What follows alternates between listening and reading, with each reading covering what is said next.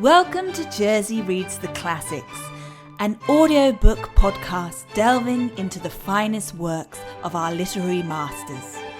Unfortunately, it's read by this woman.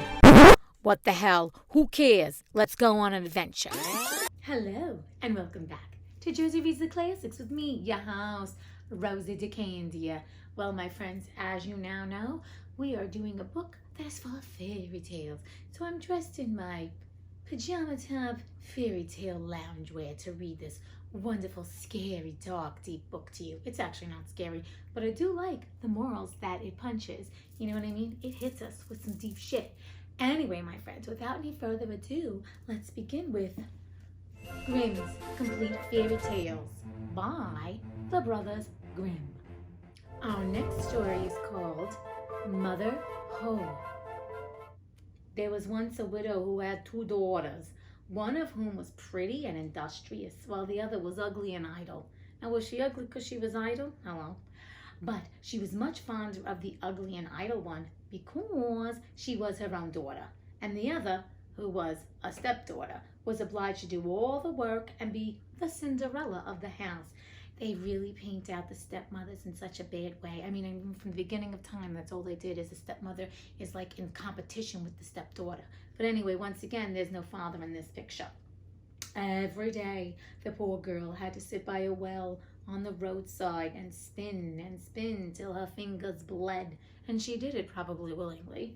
Now it happened that one day the shuttle was marked with her blood. So she dipped it in the well to wash the mark off. But it dropped out of her hand and fell to the bottom. She began to weep and ran to her stepmother and told her of the mishap. But she scolded her sharply and was so merciless as to say, "Since you have let the shuttle fall in, you must fetch it out again." So the girl went back to the well and did not know what to do. And in the sorrow of her heart, she jumped into the well to get the shuttle. She lost her senses, and when she awoke and came to herself again, she was in a lovely meadow where the sun was shining and many thousands of flowers were growing. Along this meadow she went and at last came to a baker's oven full of bread. Ooh, what I could go for bread. And the bread cried out, "Oh, take me out, or I shall burn. I have been baked a long time." So she went up to it and took out all the loaves, one after another with the bread shovel. After that, she went on till she came to a tree covered with apples, which called out to her, "Oh, shake me, shake me. We apples are all ripe." Oh my God, imagine if all this shit was talking to you. You'd be like, am I dropping some acid right now? So she shook the tree till the apples fell like rain and went on shaking till they were all down. And when she had gathered them into a heap, she went on her way. She didn't even take a loaf for herself, and she didn't even take an apple for herself. That's how honest she is. At last, she came to a little house, out of which an old woman peeped. But she had such large teeth that the girl was frightened and was about to run away. "The better to eat you with." No, this is not that story. But the old woman called out to her, "What are you afraid of, dear child? Stay with me. If you do all the work in the house properly, you shall be the better for it. Only you must take care to make my bed well, and shake it thoroughly till the feathers fly, for then it will snow on the earth. I am Mother Holle." "Okay, Mother Holle, I see you." As the old woman spoke so kindly to her, the girl took courage and agreed to enter her service. That's nice. She attended to everything to the satisfaction of her mistress, and always shook her bed so vigorously that the feathers flew about like snowflakes. So she had a pleasant life with her, never an angry word, and boiled or roast meat every day. Well, look at this. She's got 3 hots and a cot, okay? She can't complain. And she's not getting abused by the mother and the stepsister. She stayed some time with Mother Holle, and then she became sad. At first, she did not know what was the matter with her, but found at length that it was a homesickness. Although she was many thousand times better off here than at home, still she had a longing to be there. It's like that Stockholm syndrome. It's like, why you want to go to the nasty woman and your nasty sister to work your hands to the bone till they're bleeding, And yet, you don't want to sit with Mother Hole, who's giving you food, and there's probably bread and everything else, and all you have to do is shake the things to make it snow on Earth. Not a bad gig. Not a bad gig at all. I mean, you know what? Better than doing nothing else, okay? At last, she said to the old woman, I have a longing for home, and however well off I am down here, I cannot stay any longer. I must go up again to my own people. Mother Hole said, I am pleased that you long for your home again, and as you have served me so truly, I myself will take you up again. Then she took her by the hand and led her to a large door. The door was open, and just as the maiden was standing beneath the doorway, a heavy shower of golden rain fell, and all the gold stuck to her so that she was completely covered over with it. Nice, so there's her reward. She's like, gold finger, but she's the golden woman. You shall have that because you have been so industrious, said Mother Hole. And at the same time, she gave her back the shuttle which she had let fall into the well. Thereupon, the door closed, and the maiden found herself up above upon the earth, not far from her mother's house. And as she went into the yard, the cock was standing by the well side and cried, Cock-a-doodle-doo! Your golden girls come back to you. So she went into her mother, and as she arrived thus covered with gold, she was well received both by her and her sister. Oh, suddenly she's the golden child. You get it? She's the golden child of the golden hour, because now they want her for her freaking gold body. You believe this shit? Yeah, I do believe this shit. I still would have stayed with Mother Hole, but let's proceed to see how this ends. The girl told all that had happened to her, and as soon as the mother heard how she had come by so much wealth, she was very anxious to obtain the same good luck for the ugly and lazy daughter. She had to seat herself by the well and spin, and in order that her shuttle might be stained with blood, she stuck her hand into a thorn bush and pricked her finger. Then she threw her shuttle into the well and jumped in after it. Look at this one. The lazy one now is going to try to go after this. I don't think she's going to get what she thinks she's going to get what she deserves. She came, like the other, to the beautiful meadow and walked along the very same path. When she got to the oven, the bread again cried, Oh, take me out, or I shall burn. I have been baked a long time. But the lazy thing answered, as if I had any wish to make myself dirty. And on she went. What a bitch. Soon she came to the apple tree, which cried, Oh, shake me, we apples are all ripe. But she answered, Wouldn't you like that?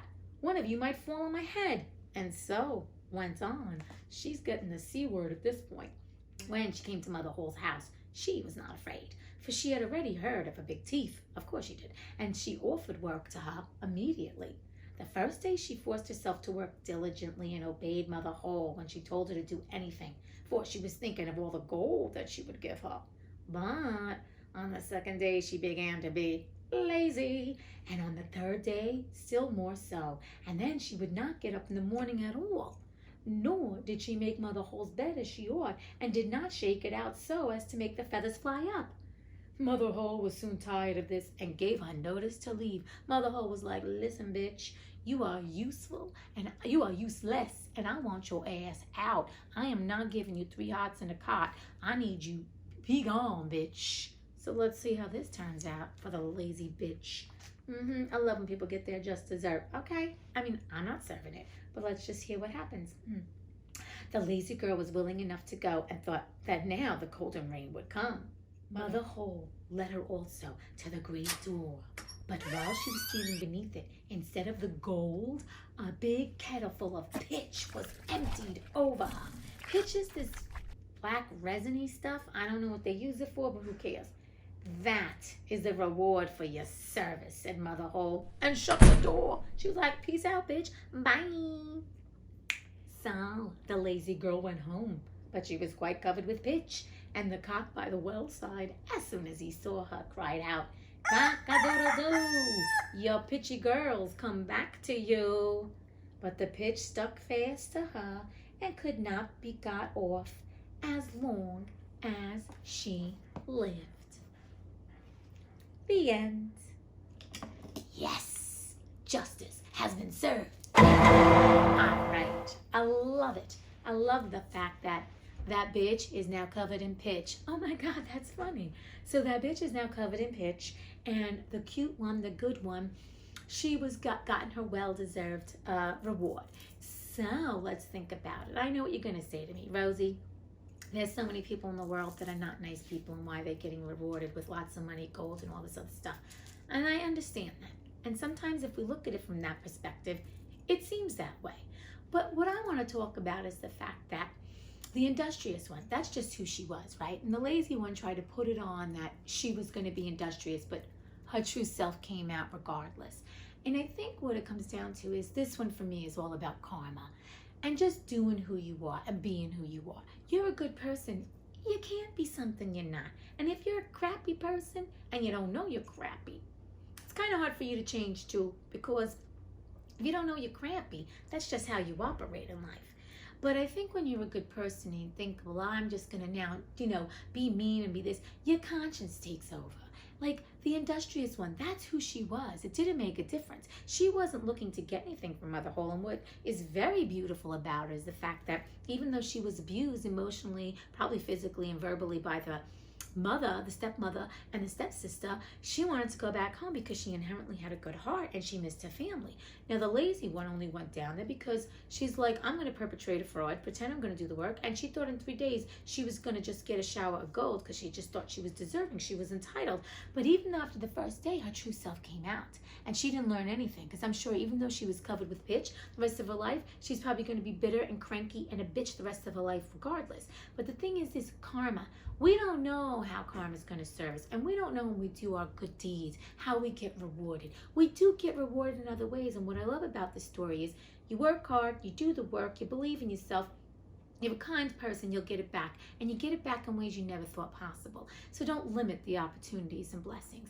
Also, it just comes down to, at the end of the day, you don't need to worry about how people who have done you wrong are going to get their karma. I know we've probably talked this topic again, probably during Wizard of Oz, but it seems like I think this is important, especially for the way the world looks right now, today. And I don't want to get too political, because it's not even, it's just in general. We see a lot of dark people, like evil people. And when I say dark, I mean dark and evil people that are heading companies, heading the government, whatever it is. And that's not even the point. Point is, it can kind of make us feel like, oh, when they say, the good come in last and things like that, it doesn't pay.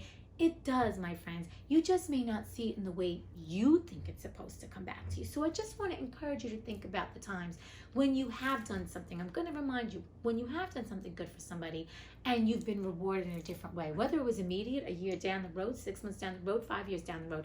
Remember, your good deeds are never forgotten. Your one good deed that you may even think is not a big good deed can be the biggest thing to somebody else, right? So I want to encourage you to think about all the wonderful good deeds you've had, that you've given out. Also, I want to encourage you to think about the good deeds people have done for you.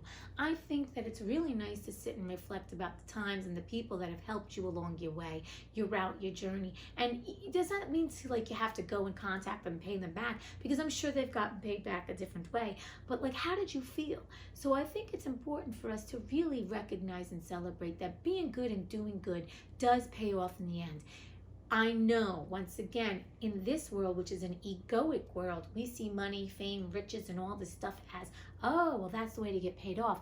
But a great way to get paid off is having your health, having wonderful family members, having a wonderful friend, multiple friends, having a great job, having something that other people are looking you, wishing they had. I don't think the journey here is about us attaining every worldly possession, because at the end of the day, is if you're not struggling or being challenged, you can't grow. And I do feel the journey here is to become a better human being. Now, as I said earlier, I don't think the bitchy girl learned the lesson, because her mother kind of rewarded her for being not a nice person. The mother, doted on her and what have you. But the thing is this, she's lost out in the end. So now she's covered in pitch and she can never wash it off. The thing is this, it's like, I don't believe every person that's done wrong by people can't change. And that's another thing I just want to encourage us all to think about, that sometimes people that do crappy things and they realize they've done crappy things, they try to have an atonement, they try to ask for forgiveness. And I also think that's really important too. It doesn't say here that she was asking for forgiveness, but this is a reminder that if someone comes to you that has hurt you, done something to you, I just want you to keep an open mind and kind of think about giving them forgiveness. If you can, just give them the forgiveness, because the forgiveness is not about you, about them. It's about you. It's about you shedding off that crap that doesn't serve you. So at the end of the day, I do think we also, as humans, we've all hurt somebody's feelings, and it's not, most of the time it's not intentional. So we have to be kind to ourselves first and kind to others. And also, I think for me, the moral of this story is do good unto others as you will have done unto you. And that's a basic. But then, you know what? You will get your just dessert, whether you're mean and a bitch, whether you're nice and industrious. So at the end of the day, my friends, this is all about you being a good human being, leaving your mark of being a good human being, and knowing that you are enough and you are worthy. And I can beat this lesson in forever, but what I'm liking about it is these stories aren't too long, but they really, the morals are just the same, right? All these books, it's all about being a good human being, being someone nice, and knowing you'll be rewarded for it. And let's think about the bigger picture, because rewards come in different ways. Once again, the rewards don't always come in the way we think we're being rewarded. But if you sit here right now and think about all the good things that you have in your life that really are priceless, you can't put a price on, okay? We're not talking about material shit. You're going to be very happy about that. So leaving you on that note, my friends, thank you for joining me for another episode. I look forward to the next one. I'm wishing you well. I'm sending you tons of light, love, peace, joy, and bliss, knowing that you are enough, that you are worthy, and knowing that each and every day is a gift. You know why? Because you are here and because I am here. So let's use it and stay in the present. See what I did there? You might give present. I know, I mean those terrible puns. Anyway, I will talk to you soon, and until we read again. Ciao. Bye.